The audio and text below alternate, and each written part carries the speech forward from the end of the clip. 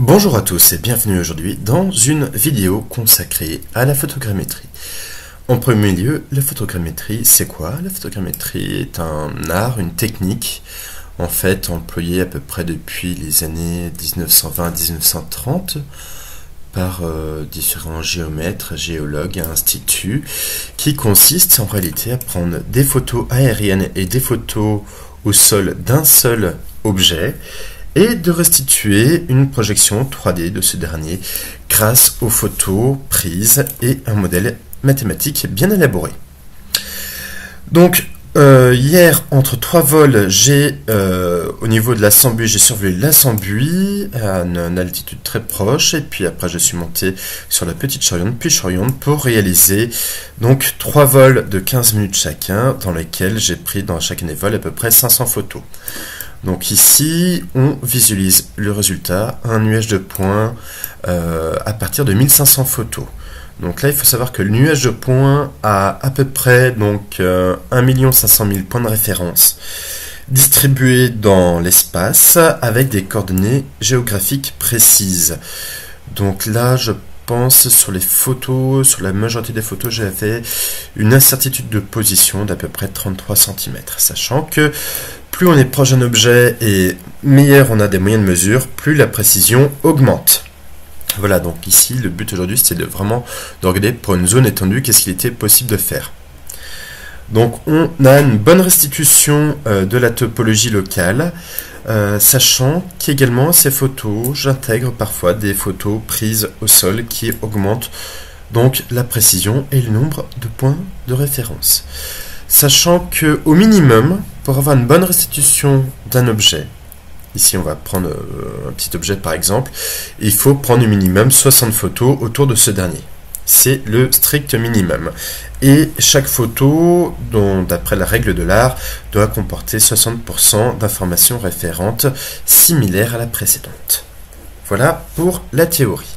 La photogrammétrie est donc un processus complexe qui nécessite de nombreuses ressources. Par exemple, pour les photos de base, j'ai 1500 photos de référentiel de base pour calculer voilà, le nuage de points ainsi que le plan 3D. Prend 8 Go. Et ensuite, donc le premier modèle calculé de la région, à partir des 1 400 000 points de référence du nuage de points, finit par faire un modèle 3D avec à peu près 50 millions de triangles. Donc là, ici, je viens de le réduire à 1 300 000 pour préparer une exportation pour Sketchfab. Pourquoi? Puisque je ne vais pas exporter un modèle qui prend 8 Go en ligne si vous voulez le visualiser. Je vais le réduire à 50 mégas. Donc je vais faire l'impasse sur certains détails et lisser certains aspects du terrain.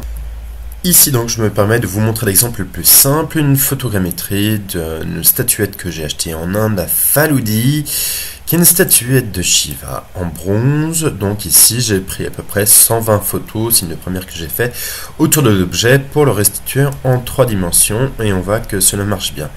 Donc ici on est sur le visualisateur de Sketchfab et j'ai un modèle complet qui fait donc moins de 50 mégas pour l'affichage. Même chose ici pour le débarcadère de Saint-Joriot, dont on voit que l'exportation a commencé à retirer 2-3 détails de l'objet calculé.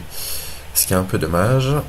Et voilà, on peut bien constater que à des échelles plus petites, sur des objets plus petits, on peut restituer beaucoup plus de détails au final, par rapport à la taille occupée. Ce qui n'est pas forcément le cas pour des modèles beaucoup plus gros, donc qui nécessitent beaucoup plus de triangles pour l'affichage, de millions de triangles, et dont les textures prennent beaucoup plus de place. Donc ici, pour l'exportation de la tournette en 50 MB, il fallait faire des choix assez drastiques de qualité sur l'affichage.